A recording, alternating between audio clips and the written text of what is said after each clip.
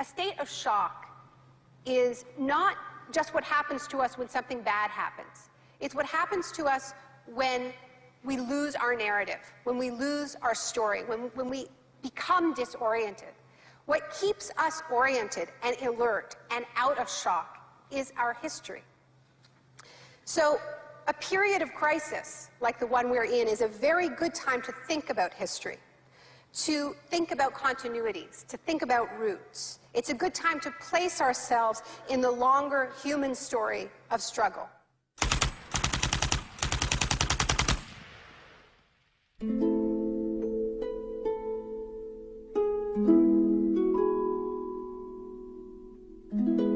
L'histoire a commencé le 1er juin 1951, le jour où des membres des services de renseignement occidentaux rencontrèrent en grand secret des universitaires à l'hôtel Ritz-Carlton de Montréal. Cette réunion allait lancer un programme de recherche sur la privation sensorielle à l'université McGill, programme financé par l'armée. Sensory deprivation really is a way of producing extreme monotony. It causes loss of critical capacity. The thinking is less clear. The subject complains that he can't even daydream. And when you have college students that can't daydream, they're in a bad way. I began to think while we were doing our experiments that it's possible that something that involves physical discomfort or even pain might be more tolerable than simply the deprivation conditions that we studied. Ebb décida de cesser de travailler sur le programme. But I had no idea when I suggested that what a vicious weapon, potentially vicious weapon, this could be. These are the days and hours are the occasions. Mais les expériences se poursuivirent sous la direction du chef du département psychiatrie, l'ambitieux docteur Ewen Cameron. What he did was much more than what we had done. We did our work strictly with the understanding that the subject could get up and walk out at any point he wished to, and some of them did. Les patients de Cameron n'eurent pas cette chance. L'Institut Allen, qui abritait les services de Cameron, devint une prison macabre, où le psychiatre se livrait à d'étranges expériences sur ses patients. Cameron voulait déstructurer ou nettoyer l'esprit de ses patients, de façon à pouvoir les reconstruire à partir de zéro. Janine Huard était une jeune mère de 4 enfants, et elle souffrait de dépression post-natale. I used to shiver when they told me about, you're going to get a shock treatment tomorrow. I used to shiver. I was so scared of it.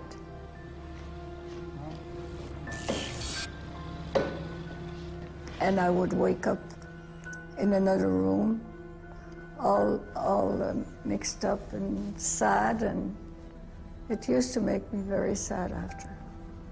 You're just like a zombie walking around. Cameron combinait électrochoc, cure de sommeil et messages enregistrés passés en boucle. It says, Janine, Janine, you are running away from your responsibility. You don't want to take care of your husband and children. All the time, the same thing.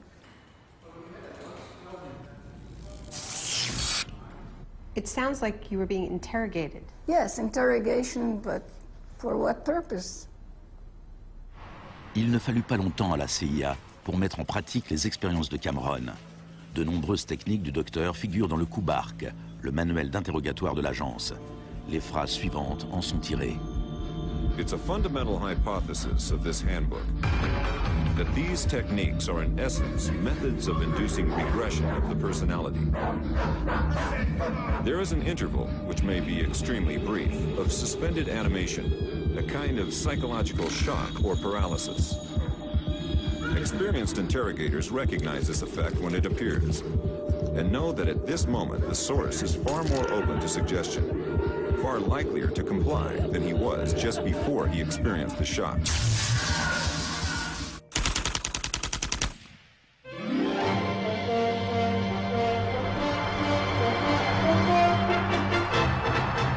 À l'époque où Ewen Cameron menait ses expériences à Montréal, l'adepte d'un autre type de choc exerçait ses talents pas très loin de là. Milton Friedman enseignait l'économie à l'université de Chicago et croyait qu'une thérapie de choc appliquée à l'économie pousserait la société à accepter une forme plus dérégulée du capitalisme. En octobre 2008, au paroxysme de la plus grave crise financière depuis 1929, Naomi Klein se rendit à l'université de Chicago pour tenir une conférence sur Milton Friedman. When Milton Friedman turned 90, the Bush White House held a birthday party for him. And everyone made speeches, including George Bush. But there was a really good speech that was given by Donald Rumsfeld. My favorite quote in that speech from Rumsfeld is this. He said, "Milton is the embodiment of the truth that ideas have consequences."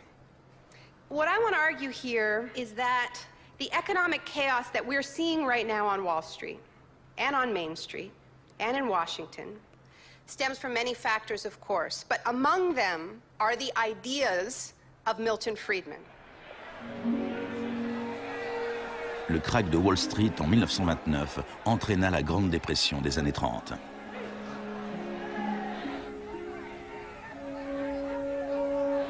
Au cœur de la thèse de Friedman, il y a son opposition au New Deal que le président Franklin Roosevelt décrivit dans son discours d'investiture. Our greatest primary task is to put people to work. This is no unsolvable problem if we face it wisely and courageously. Let me assert my firm belief that the only thing we have to fear is fear itself. Influencé par les idées de John Keynes, Roosevelt lança un vaste programme d'emploi dans les services publics afin de résorber le chômage. Today, depression is a fading memory. Millions of men and women have found employment, and with it, confidence and hope. Ce ne fut pas si simple. La dépression dura jusqu'à la Seconde Guerre mondiale, mais après la guerre, le plan Marshall répandit en Europe le modèle keynésien de régulation et d'intervention de l'État.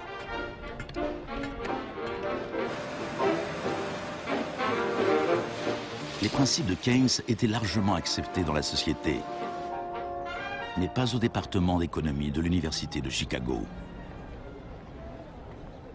Milton Friedman from this university waged a war against the New Deal.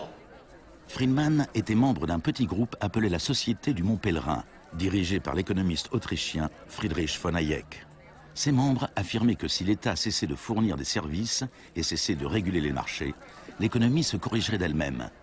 Dans les années 50, personne ne les prenait au sérieux. Mais ces 30 dernières années, leurs idées sont devenues la doctrine dominante en économie. The thesis of the shock doctrine is that we've been sold a fairy tale about how these radical policies have swept the globe. That they haven't swept the globe on the backs of freedom and democracy, but they have needed shocks, they have needed crises, they have needed states of emergencies. Milton Friedman understood the utility of crisis. Only a crisis, actual or perceived, produces real change. When that crisis occurs, the actions that are taken depend on the ideas that are lying around.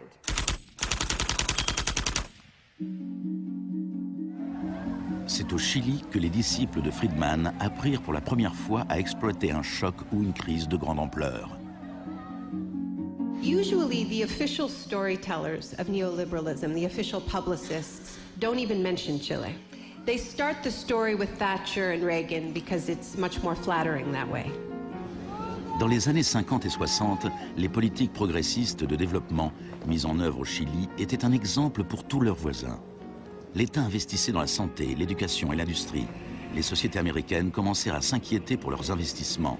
La réaction du département d'État américain fut de financer les études des étudiants chiliens et sud-américains afin qu'ils puissent venir étudier l'économie de marché auprès de Milton Friedman. The University of Chicago had a joint arrangement with the Catholic University of Chile, under which a great many Chilean students came to the University of Chicago, were trained by us and received PhDs. Ces étudiants retournèrent au Chili pour y enseigner. Le département économie de l'Université catholique de Santiago devint une mini-école de Chicago. Arnold Harberger, l'économiste responsable du programme, se décrivait lui-même comme un missionnaire dévoué corps et âme.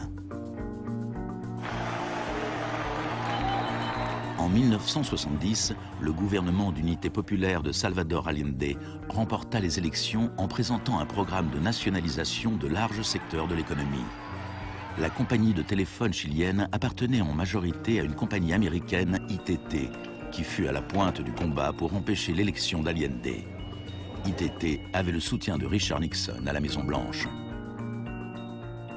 I was not there, but I can tell you what we now know to be a fact. He ordered the CIA to prevent Allende from assuming the presidency. And indeed, they tried to get me to lean on the Chilean military right after Allende was elected. Malgré tous les efforts de la CIA, Allende fut officiellement déclaré président.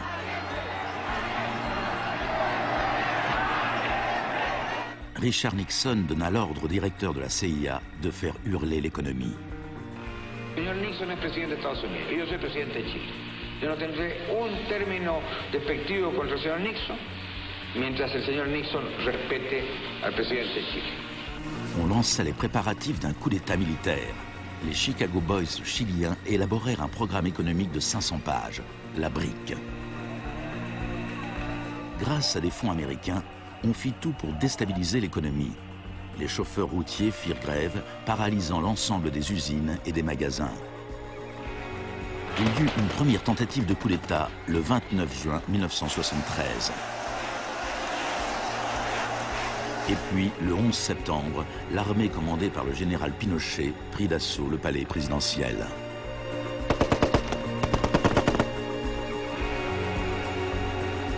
Cela faisait 41 ans que le Chili vivait dans une démocratie pacifique, quand elle fut brutalement renversée par la violence.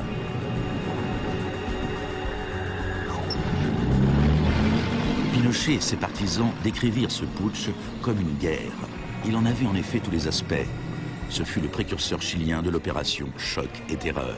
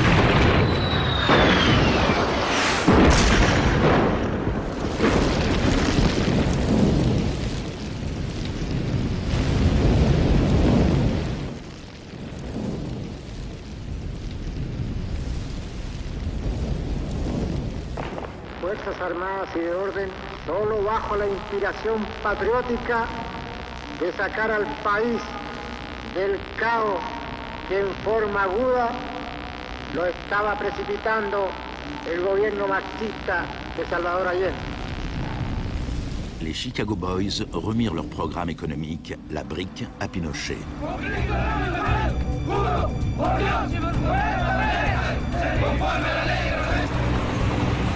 Dans les jours qui suivirent, plus de 13 000 opposants furent arrêtés et emprisonnés.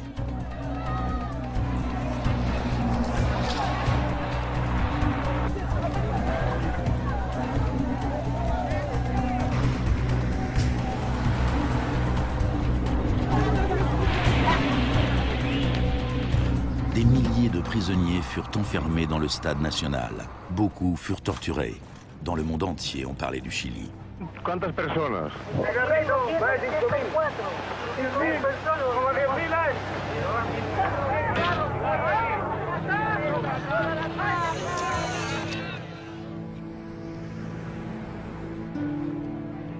Début novembre, 5000 prisonniers furent relâchés. Les 900 hommes qu'ils laissaient derrière eux furent transférés dans d'autres centres de détention.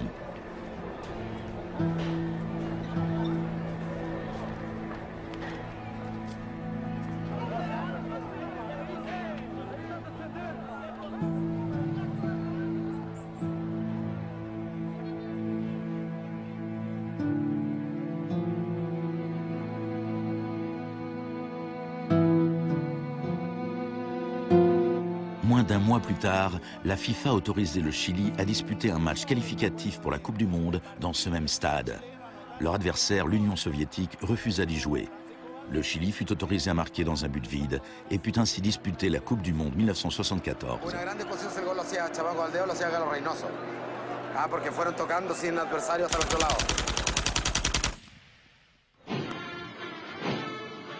Pinochet imposa à une population sous le choc la politique recommandée par les Chicago Boys. Fin du contrôle des prix, privatisation des entreprises publiques, suppression des taxes à l'importation et coupe dans les dépenses publiques. Plus tard, Friedman reconnut ouvertement l'importance de l'expérience chilienne. Here was the first case in which you had a movement toward communism, which was replaced by a movement toward free markets. Ce fut un échec. Un an plus tard, l'inflation s'élevait à 375% par an. C'était la plus forte au monde. Alors, en mars 1975, Arnold Harberger et Milton Friedman s'envolèrent pour Santiago. He used a phrase that had never before been used in a real-world economic crisis. He called for shock treatment. He said that he was like a doctor that was going to help a country that was suffering an epidemic, and he was simply prescribing the medicine. Friedman écrivit que le général Pinochet était séduit par l'idée d'un traitement de choc, mais qu'il était clairement effrayé par le chômage provisoire qui pourrait en découler.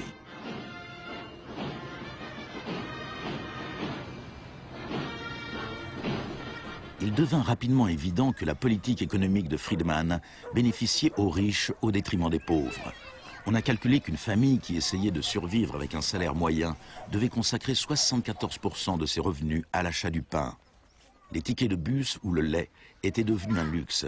Pinochet supprima la distribution gratuite de lait à l'école, une mesure qui fit écho à la politique controversée d'une jeune ministre de l'Éducation en Grande-Bretagne, qui devint plus tard son amie.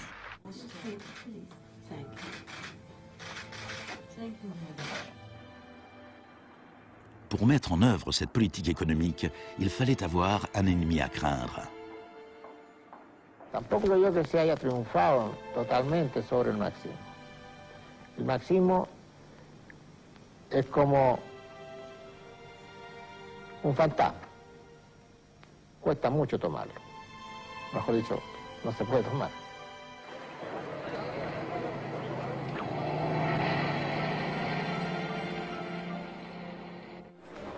Friedman et Harberger soutenaient que l'économie de marché était inséparable de la liberté et de la démocratie. Mais au Chili, où leurs idées étaient mises en application dans le contexte d'une dictature militaire, c'est le contraire qui était vrai. De nombreux Sud-Américains établirent un lien direct entre les chocs économiques qui appauvrissaient des millions de gens et l'épidémie de torture infligée à ceux qui croyaient en une société différente. L'un d'entre eux était Orlando Letelier. Letelier avait été l'ambassadeur d'Allende à Washington. Il passa une année entière dans les prisons de Pinochet avant d'être exilé aux États-Unis.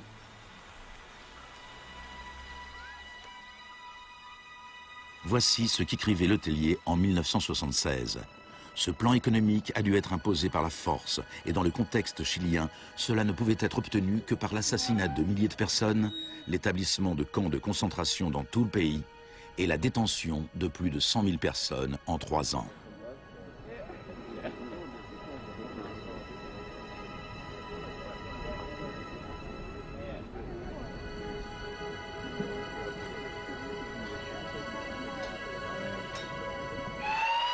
Moins d'un mois plus tard, Letelier fut tué dans un attentat à la bombe. Good evening. A powerful bomb today tore through a car as it was driving along Washington's usually quiet Embassy Row. The Chilean was Orlando Letelier, who also had been foreign minister during the last months of the late Salvador Allende's Marxist regime. Richard Roth reports. Un membre de la police secrète de Pinochet, Michael Townley, était derrière l'attentat. Il était entré aux États-Unis grâce à un faux passeport avec l'accord de la CIA. Michael, buenas noches. Buenas noches, Pablo. La opinión del Poder Judicial chileno, ¿hay confianza en él? Mire, yo Confío plenamente en la justicia chilena como patriota y luchador antimarxista y juntista por sobre todas las cosas. Malgré sa confiance, Thornley fut extradé aux États-Unis et condamné pour le meurtre de Letellier. Au Chili, la dictature militaire de Pinochet dura 17 ans. Et pourtant, Harberger refusait toujours de voir la réalité. You cannot have a repressive government for long within a genuinely free economic system. L'année même où Orlando Letellier fut assassiné, Milton Friedman reçut le prix Nobel d'économie. You know, you people have such a distorted idea of what went on. Let me tell you some facts. Number one, I was offered 2 honorary degrees by universities in Chile before I went down. I refused to take them because those universities were being supported in part by public funds, and I did not want to appear in any way to provide any support to the political system in Chile. I'm not a representative of Chile. I'm not an advisor to Chile. I have no commitments to the government of Chile.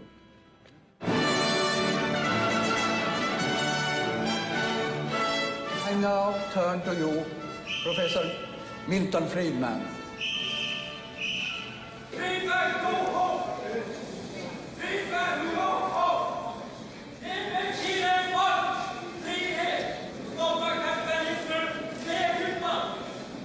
I am very sorry for this incident. It could have been worse.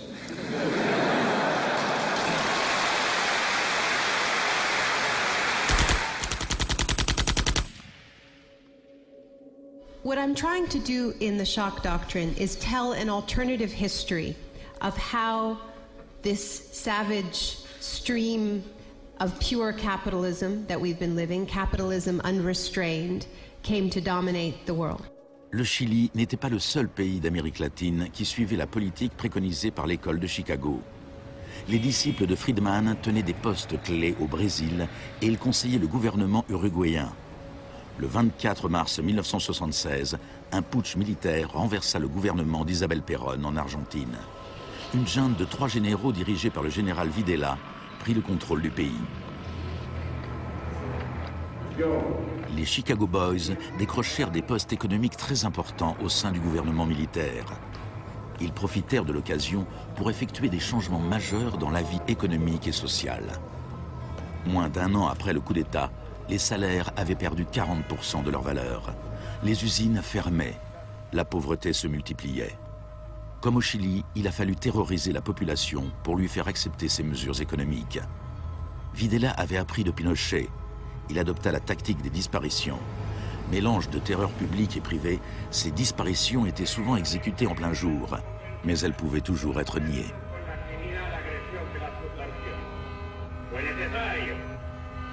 Cumplimiento de la misión que la nación le tiene asignada, articular la defensa de la sociedad argentina. Las reglas de esta guerra no convencional, que no buscamos ni provocamos, son distintas. De nombreuses techniques utilisées par les militaires chiliens et argentins leur avaient été enseignées à l'École des Amériques, dirigée par les États-Unis. Torture techniques taught, from rape to derobing to torture with pointed objects, breaking of extremities, poking eyes out, branding. In Latin America, there are various regimes which at the moment are abusing human rights. Political murder, torture, deportations, imprisonment without trial, using the techniques they may have learned in this establishment. You may be right. If you can say that the skills which we've taught here have been applied, I can't deny that. The use of torture of a known enemy soldier to gain some kind of military advantage, I think is justifiable and smart. To go beyond that, to use torture techniques merely to intimidate people is completely wrong, unethical and immoral. Mais en Argentine et au Chili, ces techniques de torture ne furent pas utilisées seulement sur des soldats ou sur des terroristes, mais sur des étudiants, des syndicalistes et sur tous ceux qui s'opposaient à la politique économique ultralibérale du régime.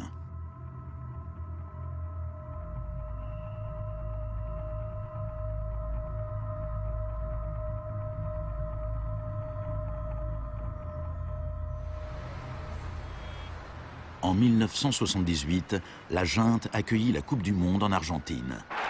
La finale se joua dans un stade situé à 1 kilomètre à peine du plus grand centre de détention du pays, où des milliers de prisonniers étaient torturés. Decir que con los goles, con el grito de gol, se tapaba la voz de los secuestrados, los gritos de los secuestrados era una realidad. Organización extraordinaria, miles y miles de banderas, miles y miles de gargantas enronquecidas, 25 millones de argentinos que tienen un solo color, el celeste y blanco.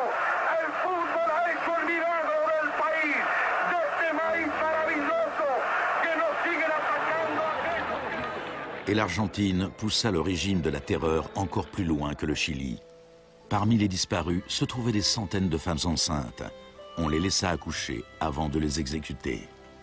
De todas aquellas mujeres que estaban embarazadas, les permitieron tener a sus hijos para una vez que nacieran sacárselos. Y eso sucedió con 500. Yo soy uno de esos 500. Ces enfants, qui pour beaucoup d'entre eux furent élevés par des familles liées à l'armée, rappelaient clairement le projet de la junte qui visait à reconstruire la société tout entière.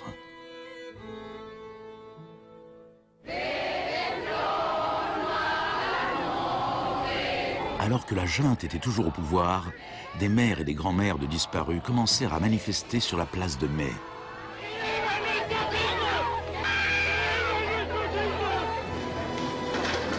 Elles se firent détectives et se lancèrent à la recherche des enfants disparus. Après l'effondrement de la junte, certains enfants furent retrouvés et rendus à leur famille. Parfois, on trouvait leurs restes. La plupart du temps, on ne retrouvait rien.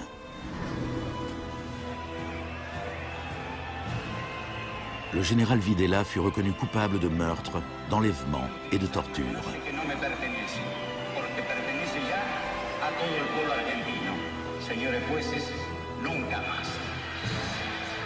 Il fut condamné à la prison à perpétuité.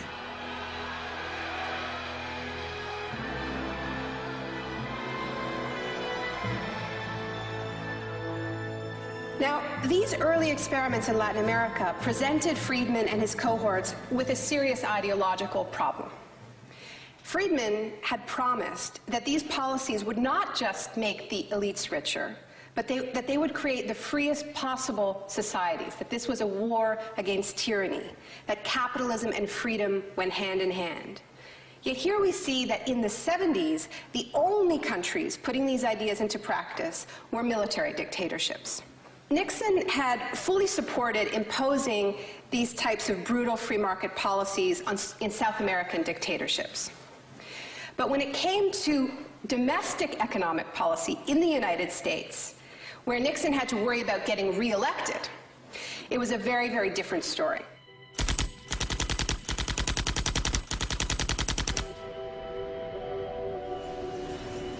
Friedman entretenait d'excellentes relations avec Nixon.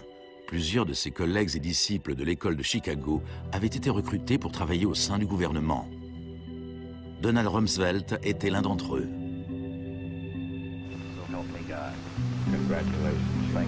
Mais en 1971, en plein marasme économique, Nixon tourna le dos aux idées de Friedman et imposa une politique de contrôle des salaires et des prix. Rumsfeld fut chargé de l'appliquer. I have for long been opposed to the wage and price control. I believe it involves government intervention with the freedom of individuals. I think it's intolerable. Cette politique keynésienne fut un succès et Nixon fut réélu pour un second mandat à une écrasante majorité. C'était un camouflet pour Friedman. Puis, en 1979, Margaret Thatcher fut élue Premier ministre du Royaume-Uni. Son gourou intellectuel était l'ancien mentor de Milton Friedman, Friedrich von Hayek. Et à peine un an plus tard, Ronald Reagan était élu président des États-Unis.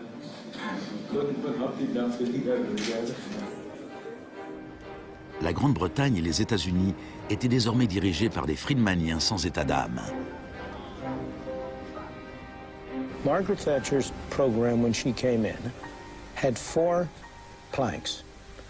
Cut government spending, cut tax rates, reduce government ownership and operation of industries or regulation of industry, and have a moderate and stable monetary policy to bring down inflation.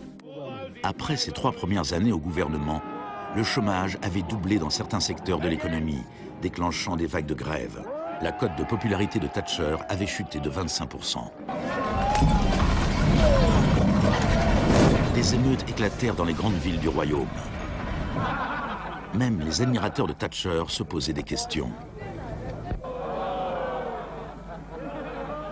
The economic performance of the Thatcher government has been mixed.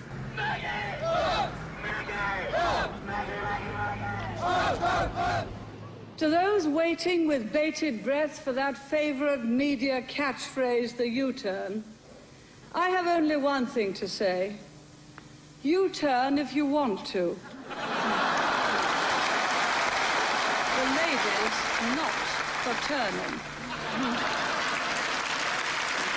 Friedrich von Hayek exhorta Thatcher à imiter la thérapie de choc économique de Pinochet. Thatcher répondit: en Grande-Bretagne, vu nos institutions démocratiques et la nécessité d'un fort consensus, certaines des mesures adoptées au Chili sont tout à fait inacceptables.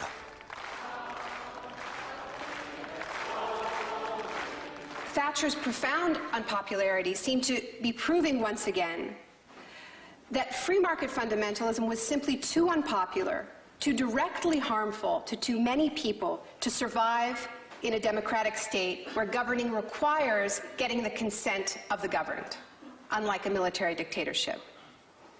What pulled Thatcher back from the abyss and ultimately saved the project was a crisis. Indeed, it was the ultimate crisis. It was a war. We are here because for the first time for many years, British sovereign territory has been invaded by a foreign power. The government has now decided that a large task force will sail as soon as all preparations are complete. HMS Invincible will be in the lead. La plupart des Britanniques n'avaient jamais entendu parler des îles Malouines. Mais quand l'Argentine envahit ce petit archipel perdu à des milliers de kilomètres dans l'Atlantique Sud, Thatcher sauta sur l'occasion et justifia son surnom de Dame de Fer. Gentlemen, I've just heard that the white flag is flying over Stanley. La guerre fut terminée en moins de 3 mois. Quand les troupes revinrent en Grande-Bretagne, une vague de célébrations patriotiques déferla sur le pays. Thatcher remporta les élections de 1983 avec une écrasante majorité. Elle pouvait maintenant lancer une thérapie de choc économique semblable à celle qu'on avait vue au Chili.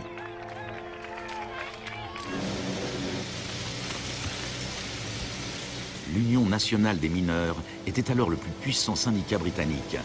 Quand l'Office national du charbon décida de fermer des puits, les mineurs ripostèrent par la grève. Parts of central London are brought to a halt as thousands of miners and sympathizers march through the city in support of the miners' strike. It's Britain's longest and most bitter since 1926, and the most expensive ever. La grève dura presque 1 an. Thatcher utilisa tous les moyens à sa disposition pour en finir avec le syndicat.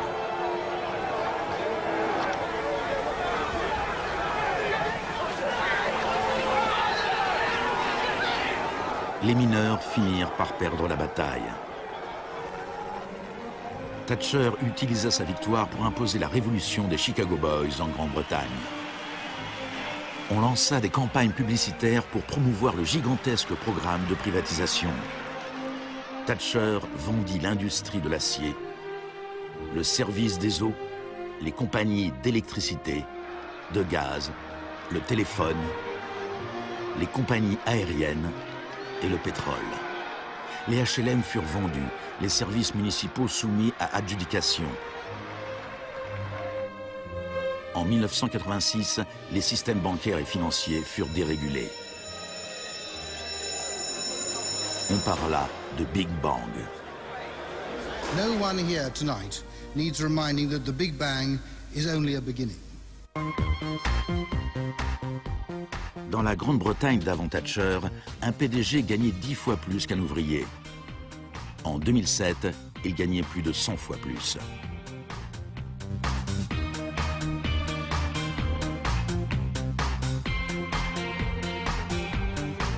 Aux États-Unis avant Reagan, un PDG gagnait 43 fois plus qu'un salarié moyen. En 2005, il gagnait plus de 400 fois plus que ce même salarié. Friedman reconnut ouvertement l'importance de Thatcher et Reagan dans la propagation des idées de l'école de Chicago à travers le monde. The coincidence of Thatcher and Reagan having been in office at the same time was enormously important for the public acceptance worldwide of a different approach to economic and monetary policy.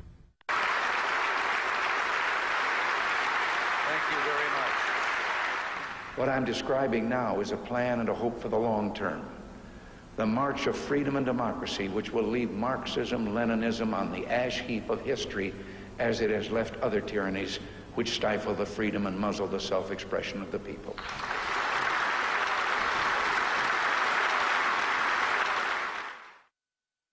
Now, we all know the fairy tale about the fall of communism, that the West under Reagan and Thatcher looked so prosperous to the people of the former communist bloc that they themselves demanded radical free market policies. Now, this really is a fairy tale.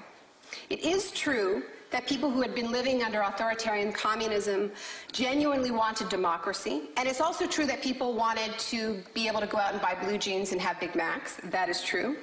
But that does not mean that they wanted the kind of Wild West capitalism of oligarchs gone mad and no social protections that so many Eastern Bloc countries actually ended up with and suffer under to this day.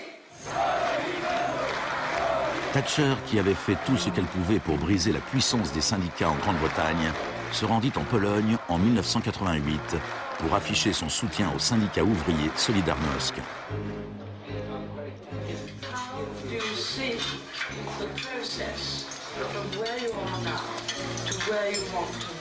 En Pologne, les grèves amenèrent Solidarność à participer aux élections générales de juin 1989. Une vague de manifestations s'ensuivit à travers toute l'Europe de l'Est.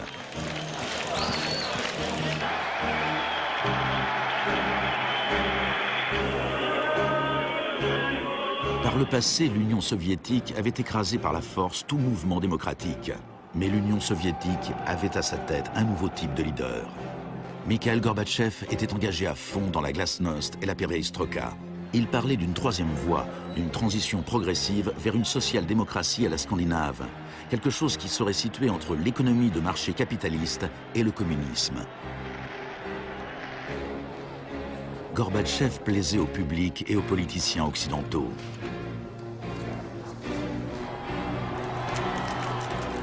He's a bold, a determined and courageous leader.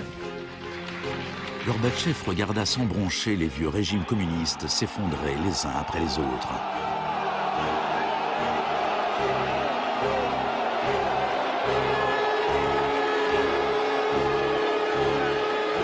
À la fin de l'année, le plus célèbre symbole de la division de l'Europe s'écroulait.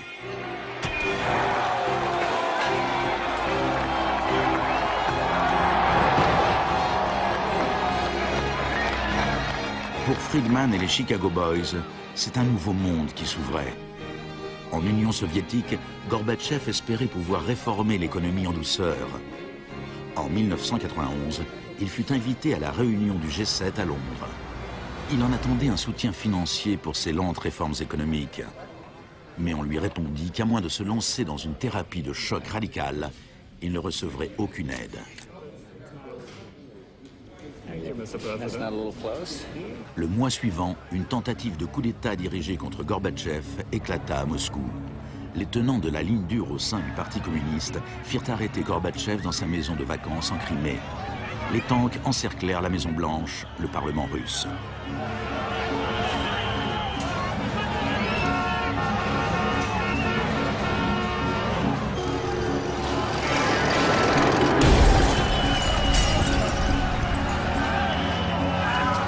the chaos of street clashes, it was obvious that to reinforce their position, the hardliners would have to resort to violence. Such action between the people and the security forces has not been seen since the early days of the Russian Revolution. By dawn this morning, amid a sea of debris, it was becoming clear that the coup was disintegrating. The Russian parliament building was unscathed, the military had not made their move. Inside, Boris Yeltsin was more powerful than ever. Ce fut l'heure de gloire de Boris Eltsine.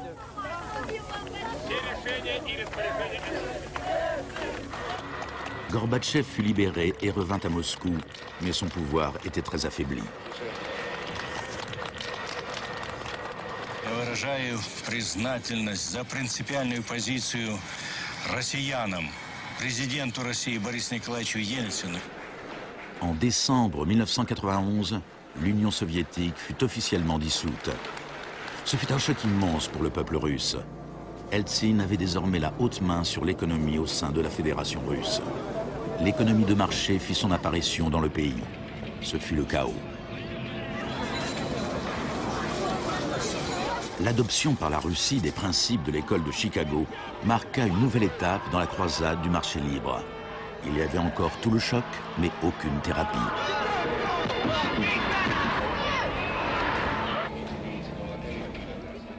On vantait l'émergence d'un capitalisme populaire, mais dans les faits, seule une petite poignée d'affairistes amassait des fortunes considérables.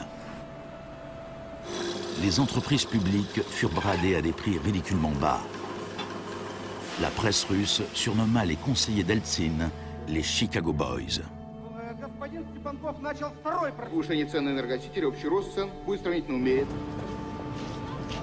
La thérapie de choc appliquée par Eltsine fut telle qu'en 1992, la consommation moyenne avait chuté de 40% en un an. Un tiers des Russes vivaient sous le seuil de pauvreté et les salaires étaient versés avec des mois de retard.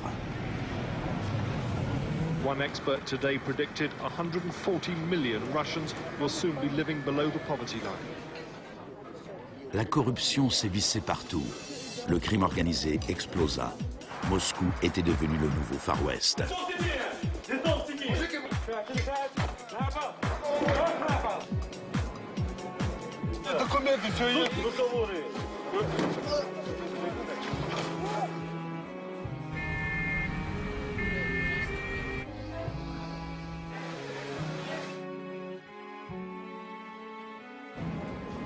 La majorité des Russes était contre les changements radicaux préconisés par les Chicago Boys. En mars 1993, le Parlement prit une décision cruciale. Il abrogea les pouvoirs spéciaux qu'il avait accordés à Eltsine. Eltsine décréta l'état d'urgence. Mais la Cour constitutionnelle déclara sa décision illégale.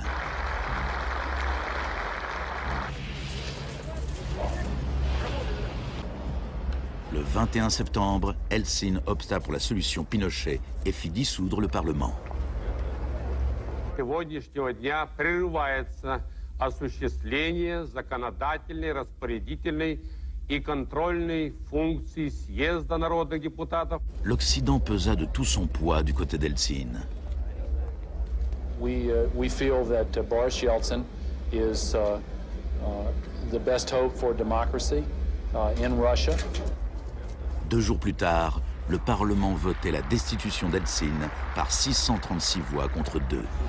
Des milliers de partisans des parlementaires s'assemblèrent devant la Maison-Blanche et marchèrent sur l'immeuble de la télévision.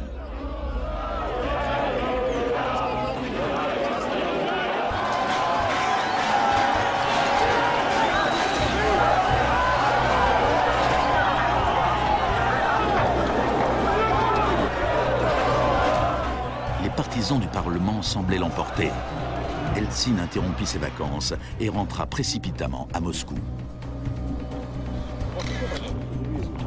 Cette nuit-là, les troupes d'Eltsine reprirent l'initiative et une centaine de manifestants furent tués.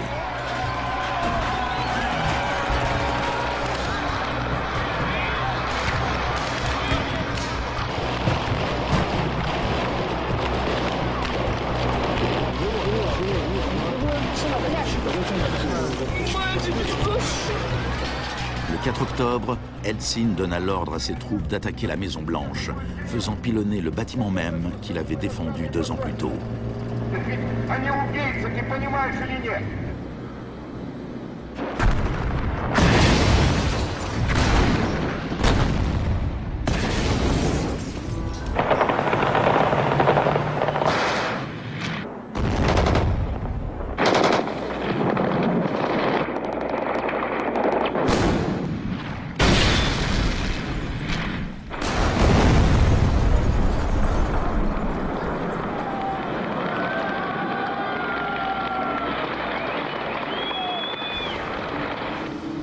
Warren Christopher, le secrétaire d'État américain, déclara « Les États-Unis ne soutiennent pas de gaieté de cœur la dissolution du Parlement, mais les circonstances sont exceptionnelles. »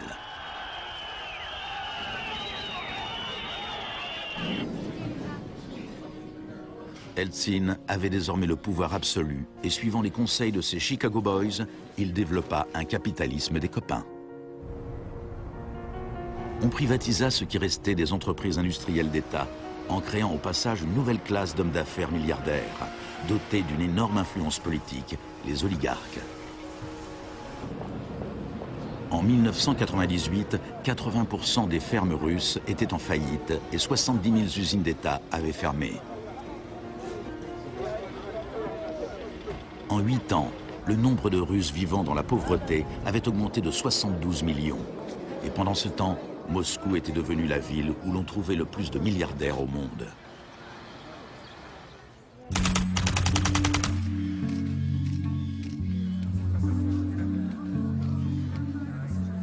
Good afternoon. Thank you for coming. Today it is my honor to announce that I'm submitting the name of Donald Rumsfeld to be Secretary of Defense. I look forward to serving our country again. Rumsfeld avait déjà été secrétaire d'État à la Défense sous Gerald Ford, quand l'ennemi que l'on était censé craindre s'appelait l'Union soviétique. I'm not saying with certainty that the Russians are coming. I'm saying the trends are here. I'm not saying the Russians are 10 feet tall. I'm saying they used to be 5'3". They're now 5'9.5", and they're growing. Désormais, il y avait un nouvel ennemi plus proche. Dans un discours tenu le 10 septembre 2001, Rumsfeld annonça son intention de privatiser une grande partie de l'armée américaine. Milton Friedman aurait été fier de lui. Rumsfeld déclara: le sujet aujourd'hui, c'est un adversaire qui pose une menace sérieuse pour la sécurité des États-Unis d'Amérique. Cet adversaire est l'un des derniers bastions de la planification. Il gouverne en imposant des plans quinquennaux. Cet adversaire vous rappelle peut-être l'ex-URSS, mais cet ennemi-là a disparu. Cet adversaire est plus proche de nous. C'est la bureaucratie du Pentagone. Aujourd'hui, nous déclarons la guerre à la bureaucratie. Le lendemain, le vol 77 d'American Airlines s'écrasait sur le Pentagone, causant la mort de 184 personnes.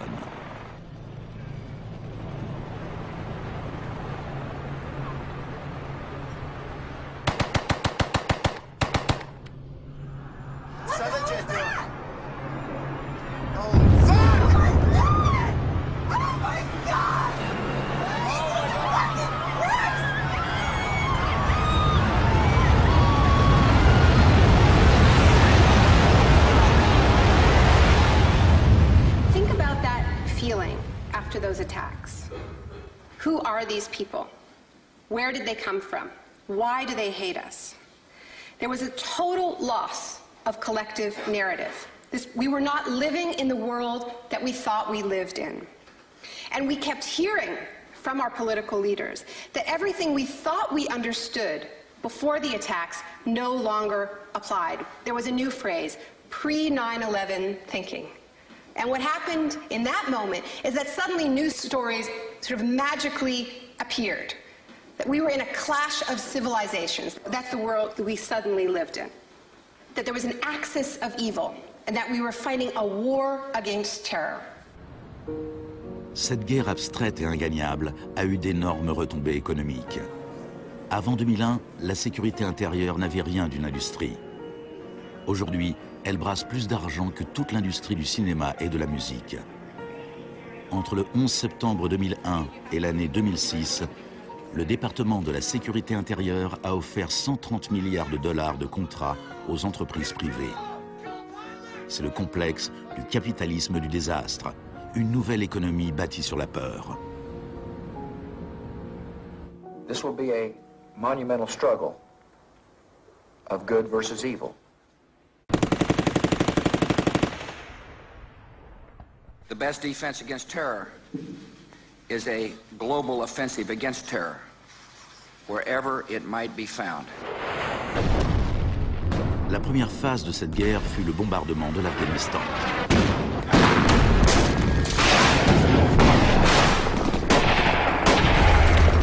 Le gouvernement des talibans fut rapidement renversé. La gestion de l'après-guerre fut plus compliquée. Our fight against terrorism began in Afghanistan, but it will not end there. We're primarily looking at detainees that we can use. We're collecting intelligence.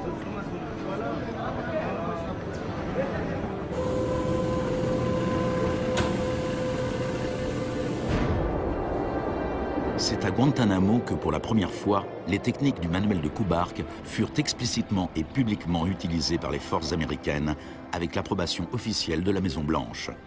Les images furent diffusées sur les télés du monde entier. Isolation, both physical and psychological, must be maintained from the moment of apprehension. The capacity for resistance is diminished by disorientation. Prisoners should maintain silence at all times. They should never be allowed to speak to each other. Parmi ces prisonniers, il y avait Asif Iqbal, Rouhal Ahmed et Shafiq Rasool de Timpton en Angleterre. Ils furent détenus plus de 2 ans à Guantanamo avant d'être relâchés sans qu'aucune charge ne soit retenue contre eux. Mentally, yeah, you couldn't speak to nobody, you couldn't do nothing, you couldn't stand up. And just sitting there, you'd be in your thoughts all the time thinking, what the hell's going on, where the hell am I? And we're going to be staying here for the rest of our lives, and we're going to be going back home. Will we ever see our family again? Sur les 779 prisonniers qui ont été détenus à Guantanamo, seulement 3 ont été reconnus coupables d'un crime.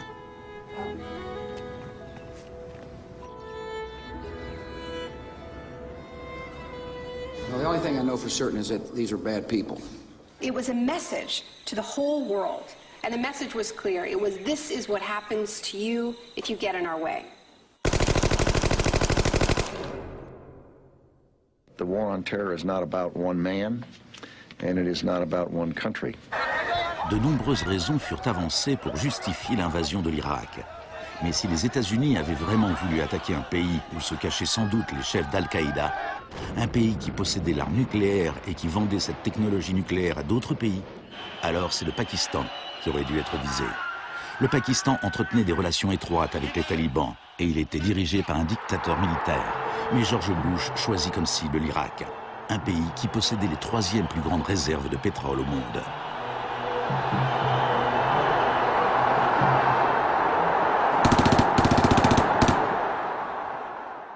Now, about the Defense Department's war plan. It is not like that for the Gulf War. It's more along the lines of the Panama invasion of 1989. CBS News has been told it would start on what's called A-Day. A as in airstrikes. Airstrikes so devastating, they would leave Saddam's soldiers unable or unwilling to fight. The idea is to rain down the thunder so hard as to create, quote, shock and awe. If the Pentagon sticks to its current war plan, one day in March, the Air Force and Navy will launch between 300 and 400 cruise missiles at targets in Iraq. More than were launched during the entire 40 days of the first Gulf War. The sheer size of this has never been seen before, never been contemplated before. Harlan Ullman is one of the authors of the shock and awe concept, which relies on large numbers of precision-guided weapons. So that you have this simultaneous effect, rather like the nuclear weapons at Hiroshima, not taking days or weeks, but in minutes.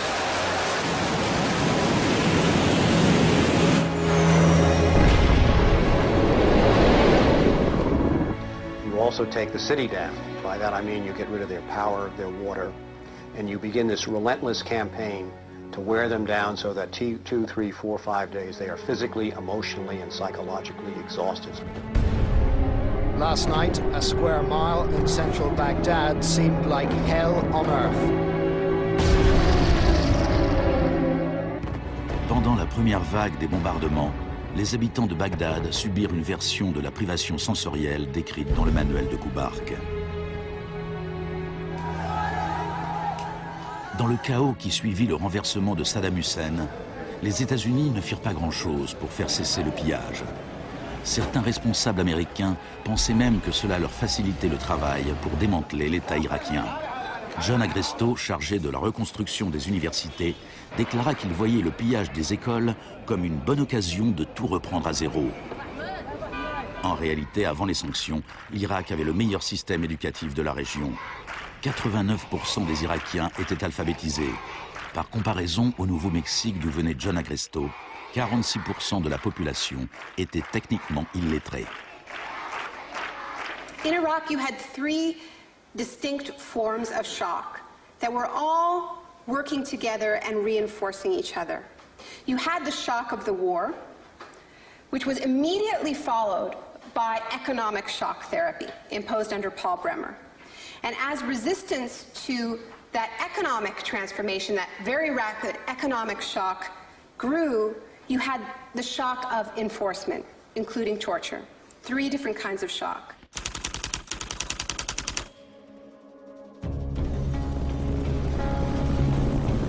En mai 2003, Paul Bremer fut nommé administrateur américain en Irak. 2 semaines après son arrivée, il déclara le pays ouvert aux affaires. We consider that the coalition had very broad authorities to determine the direction of the Iraqi economy. Bremer ne connaissait pas grand-chose à l'Irak, mais il connaissait bien le capitalisme du désastre. Dès le début du boom de la sécurité intérieure, il s'était lancé comme expert conseil dans le domaine des mesures de crise. Today is a very important day in Baghdad. Bremer passa les 4 premiers mois à signer des décrets tout droit sortis de l'école de Chicago. Rumsfeld décrivit les nouvelles lois irakiennes en matière d'investissement et d'impôts comme les lois les plus avancées et les plus incitatives du monde libre.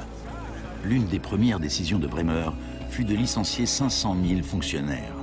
Ce fut présenté comme une mesure de débahatification, mais le démantèlement de l'État était aussi une mesure typiquement friedmanienne. On promit des aides pour la reconstruction. Our investment in the future of Afghanistan and Iraq is the greatest commitment of its kind since the Marshall Plan. Mais dans la réalité, les choses furent tout à fait différentes. Le plan Marshall avait pour objectif de relancer l'industrie européenne, alors que l'argent de l'aide américaine en Irak est allé dans les poches des compagnies américaines. Quand du travail provenait jusqu'aux Irakiens, c'était tout au bout d'une chaîne de sous-traitants. Creative Associates reçut plus de 100 millions de dollars pour rédiger des programmes éducatifs et imprimer les nouveaux manuels scolaires. La société de conseil en management et technologie Bearing Point reçut 240 millions de dollars pour élaborer un modèle économique basé sur le marché applicable à l'Irak. La société RTI, basée en Caroline du Nord, toucha 466 millions de dollars pour ses conseils afin d'introduire la démocratie en Irak.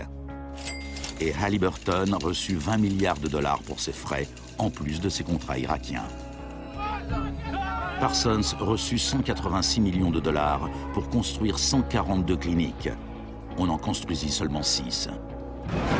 La fourniture d'eau et d'électricité ne s'améliorera pratiquement pas, malgré les milliards dépensés pendant les 4 premières années. We're going to succeed here, and when we succeed here, we will have done something important, not just for 25 million Iraqis. We will have done something that serves Western interests in this whole region. Même la nouvelle monnaie irakienne était imprimée à l'étranger. Let me show you an example of these notes. Les Américains allèrent jusqu'à payer des entreprises privées pour qu'elles contrôlent le travail des entreprises privées qui avaient obtenu des contrats.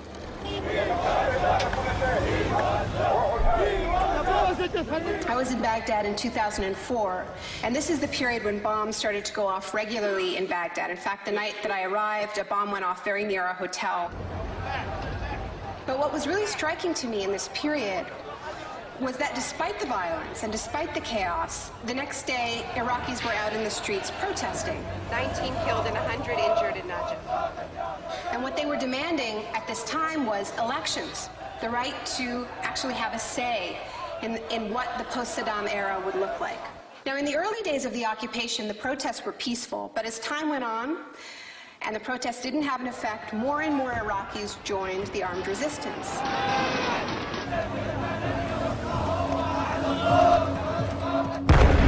La violence devint le lot quotidien.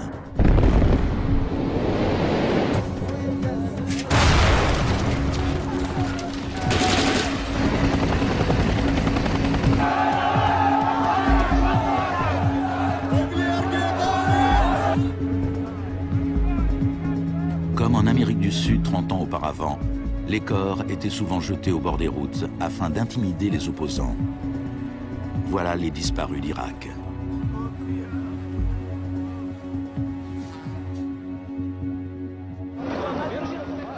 Il fallut prendre des mesures extrêmement violentes pour supprimer l'opposition.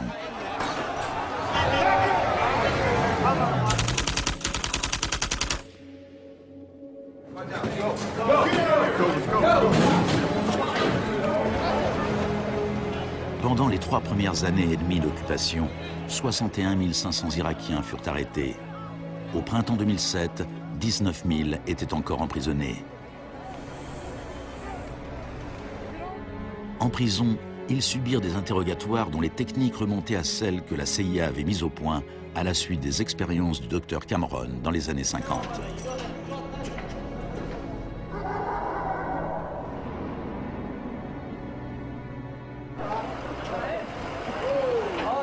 Selon la Croix-Rouge, les autorités militaires américaines reconnurent qu'entre 70 et 90% des arrestations en Irak étaient arbitraires.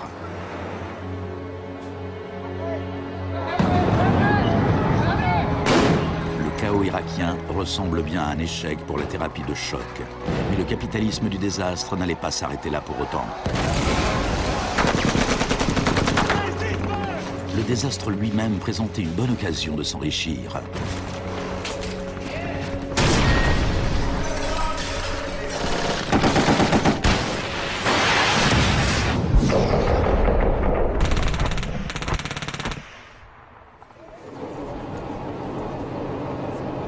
Les dépenses militaires américaines ont pratiquement doublé depuis 2001. Elles frôlent maintenant les 700 milliards de dollars par an.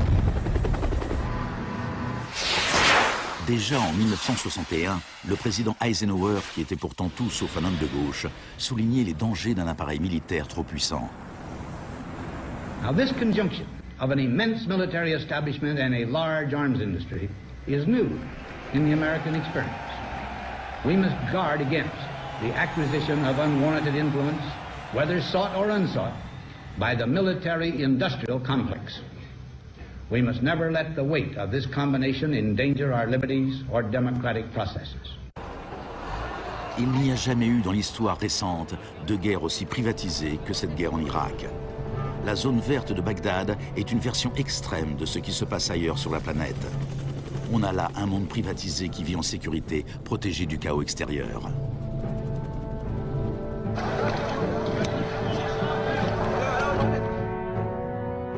En 1991, pendant la première guerre du Golfe, pour 100 soldats réguliers, on trouvait un contractuel privé. En 2003, au début de la guerre en Irak, pour 100 soldats, on comptait 10 contractuels. En 2006, pour 100 soldats, il y avait 33 contractuels. Un an plus tard, pour 100 soldats, il y en avait 70. En juillet 2007, il y avait plus de contractuels en Irak que de soldats réguliers. On était bien au-delà de ce que Milton Friedman lui-même aurait osé rêver. The only things I would not denationalize are the armed forces, the courts, and some of your roads and highways. L'une des plus importantes sociétés de sécurité était la société américaine Blackwater. En avril 2004, pendant le soulèvement de Najaf, Blackwater prit le commandement des opérations, malgré la présence des Marines. Des dizaines d'Irakiens furent tués lors des combats. Les États-Unis avaient garanti aux mercenaires qu'aucune loi irakienne ne s'appliquerait contre eux. Ils opéraient donc en toute impunité, un peu comme à Guantanamo. I asked your Secretary of Defense a couple months ago what law governs their actions. Mr. I'm going to ask him. Go ahead.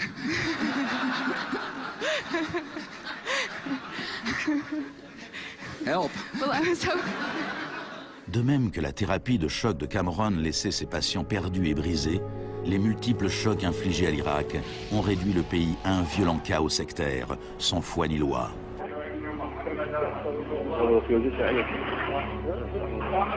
À l'époque de l'exécution de Saddam Hussein en 2006, 1 millier d'Irakiens étaient assassinés chaque semaine.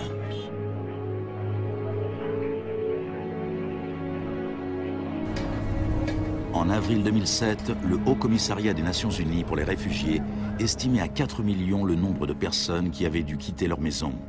Des centaines de milliers d'Irakiens étaient morts. I think the historians will write very clearly that we did a great and noble thing here.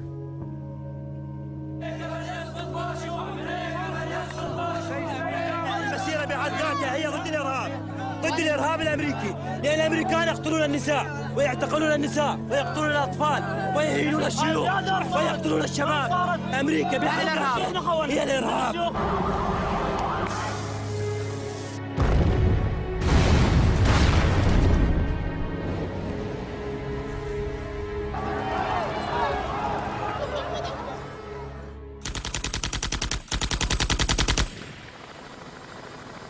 Quand l'ouragan Katrina frappa la Nouvelle-Orléans en août 2005, le monde découvrit avec stupéfaction une sorte d'apartheid du désastre. Les habitants les plus fortunés quittèrent la ville, tandis que des dizaines de milliers de gens vulnérables restaient coincés sans recevoir quasiment aucun secours de l'État. I went to New Orleans while the city was still underwater. And what I saw was that what I had witnessed in Iraq was repeating, not in the aftermath of a war, but in the aftermath of a tremendous natural disaster. Milton Friedman died in 2006. His very last piece of public policy recommendation was an op-ed he wrote for the Wall Street Journal 3 months after Katrina. He said, most New Orleans schools are in ruins, as are the homes of children who have attended them. The children are now scattered all over the country. This is a tragedy. It is also an opportunity to radically reform the education system. He was advocating the wholesale privatization of the school system of this city. It was his sort of swan song.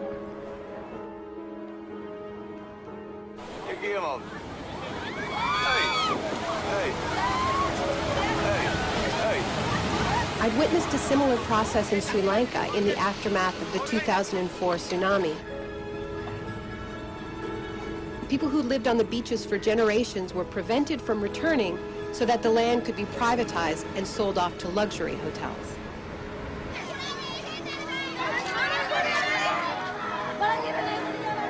And this is exactly what I mean by the shock doctrine. The systematic raiding of the public sphere in the aftermath of a disaster. When people are too focused on the emergency, on their daily concerns, to protect their interests.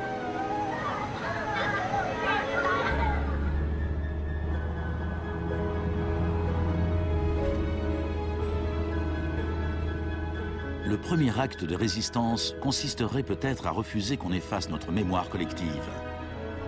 En 2008, Naomi Klein se rendit à la Villa Grimaldi avec Isabelle Morel, la veuve d'Orlando Letelier. La Villa Grimaldi est un témoignage de la barbarie du régime de Pinochet et de sa défaite finale. Villa Grimaldi fue el principal centro de tortura mientras se buscaba implementar la política de shock económico.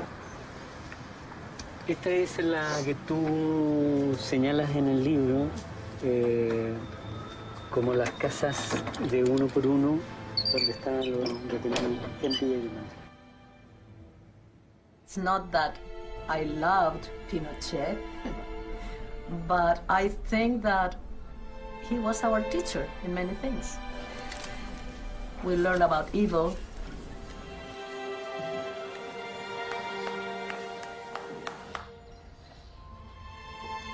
En 1998, Pinochet fut arrêté lors d'une de ses visites à Londres. Sa vieille alliée Margaret Thatcher lui apporta son soutien. I know how much we owe to you.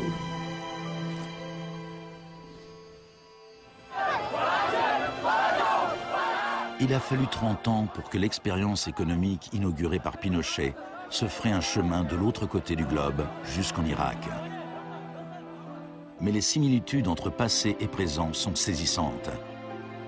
Entre les camps de concentration de Pinochet et la prison de Guantanamo de Bush, entre les disparus du Chili et ceux d'Irak, entre les expériences d'Ewen Cameron et les tortures infligées aux prisonniers d'Abu Ghraib. He erased all the past. That's why he gave electroshocks. All the past from the patient, and he would implant some new ideas. Mais Janine résista, et en 1998, la CIA a dû se résigner à lui verser des indemnités, ainsi qu'aux autres victimes des expériences d'Ewen Cameron. Janine, are you proud that they tried to break you and that you have fought so hard and won? In a way I am. In a way I am. Because I must have some willpower seeds in me. It is very, very hard to fight a government. People would tell me, Janine, you don't fight a government. What's the matter with you? They're too big. But I had faith that we would win.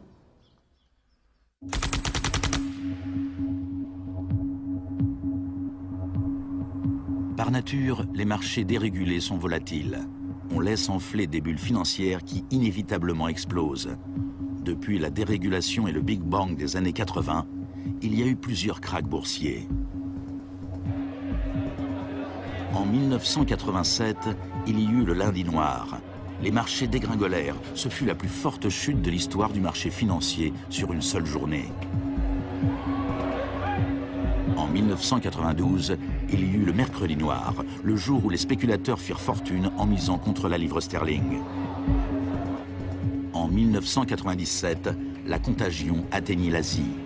En un an, 600 milliards de dollars disparurent en fumée sur les places boursières.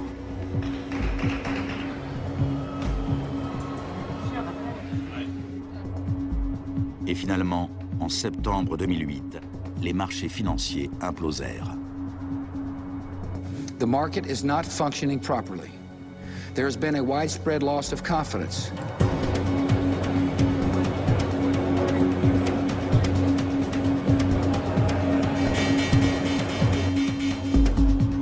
Le 14 septembre, Lehman Brothers se déclara officiellement en faillite. Et pourtant, une semaine plus tard, on apprenait que ces traders de New York allaient se partager 2,5 milliards de dollars de bonus.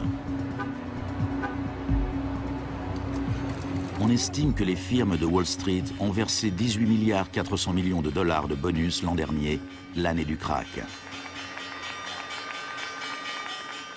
Despite the torrent of populist rhetoric about taking on the fat cats and standing up for the little guy and saving Main Street, not Wall Street, we are witnessing a transfer of wealth of unfathomable size. It is a transfer of wealth from public hands, from the hands of government, collected from regular people in the form of taxes, into the hands of the wealthiest corporations and individuals in the world. Needless to say, the very individuals and corporations that created this crisis. We are in the midst of a once-in-a-century credit tsunami. I found a flaw. I don't know how significant or permanent it is, but I've been very distressed by that fact. Aux États-Unis, c'est la crise financière qui a assuré la victoire d'Obama. Les Américains voulaient changer de cap. Hello, Chicago. This crisis is clearly understood by almost everyone as being the direct result of this particular ideology of deregulation and privatization. La gravité de la crise offre l'espoir d'un changement.